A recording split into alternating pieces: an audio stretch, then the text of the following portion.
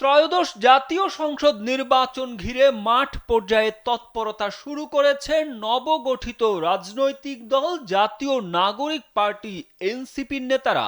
অবশ্য আনুষ্ঠানিকভাবে দল গঠনের আগেই নিজ নিজ আসনে অঘোষিতভাবে নির্বাচনী কার্যক্রম শুরু করেছেন তারা।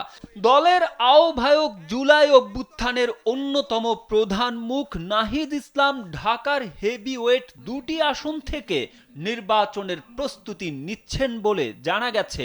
এ দুটি আসন হলো খিলগাঁও সবুজবাগ ও মুগদা থানাধীন এলাকা নিয়ে গঠিত ঢাকা ৯ এবং রামপুরা বাড্ডা ও ভাটারা থানা নিয়ে গঠিত ঢাকা ১১। দেশ জুড়ে তোলপাড় ওয়ালটন ফ্রিজ কিনে আপনিও হয়ে যেতে পারেন মিলেনিয়ার। সদস্য সচিব আক্তার হোসেন প্রার্থী হতে পারেন নিজ এলাকার রংপুর, পীরগাছা ও কাউনিয়া আসনে। এনসিপির কেন্দ্রীয় কমিটির বেশিরভাগ নেতাই নিজ নিজ আসনকে কেন্দ্র করে নির্বাচনী কার্যক্রম চালিয়ে যাচ্ছেন।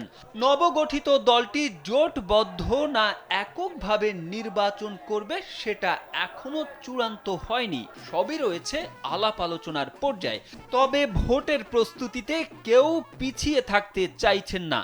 এনসিপি নির্বাচনে জোটবদ্ধ হয়ে অংশ নেবে না ৩০০ আসনে এককভাবে অংশগ্রহণ করবে সেটা পরের বিষয়। এখন মূলত নিজ নিজ এলাকায় মাঠ গোছানোর কাজ শুরু করেছেন এনসিপির নেতারা। সব আসনেই তারা যোগ্য প্রার্থী দিয়ে শক্ত প্রতিদ্বন্দ্বিতায় অংশ নিতে চান। এরই মধ্যে এনসিপির সম্ভাব্য প্রার্থীরা নিজ নিজ এলাকায় নেতাকর্মীদের টিম গঠন, ইউনিয়ন ও ওয়ার্ড ভিত্তিক কর্মী বাহিনী গঠন সহ নানামুখী কার্যক্রম পরিচালনা করছেন। বৈষম্য বিরোধী ছাত্রদের আন্দোলনে ছাত্র জনতার অভ্যুত্থানের মুখে গেল ৫ আগস্ট ভারতে পালিয়ে যান পতিত সরকারের প্রধানমন্ত্রী শেখ হাসিনা। অন্ধকারে নিমজ্জিত হয় আওয়ামী লীগ ও তাদের সহযোগীদের রাজনীতি। বিএনপি ও জামায়াতে ইসলামী সহ অন্যান্য রাজনৈতিক দলগুলো ত্রয়োদশ নির্বাচনকে সামনে রেখে কাজ করছে।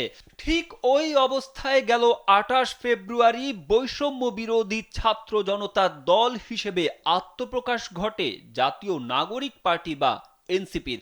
দলটি ত্রয়োদশ জাতীয় সংসদ নির্বাচনে অন্য দলগুলোর হিসাব নিকাশ অনেকটাই পাল্টে দিয়েছে। দলের কেন্দ্রীয় নেতা, মুখ্য সমন্বয়ক সহ সবাই নিজ নিজ এলাকায় যাচ্ছেন এবং নির্বাচনে অংশ নেওয়ার লক্ষ্যে নানাবিধ কর্মসূচি পালন করছেন। আগামী জাতীয় সংসদ নির্বাচনে দলটির ভূমিকা কি হয় এবং তারা কত আসন পায়, তাদের ভোট সংখ্যা কি হয়, এসব নিয়ে রাজনীতিতে রয়েছে নানা কৌতূহল, চলছে নানামুখী বিশ্লেষণ। তারেক আহমেদ, কালবেলা।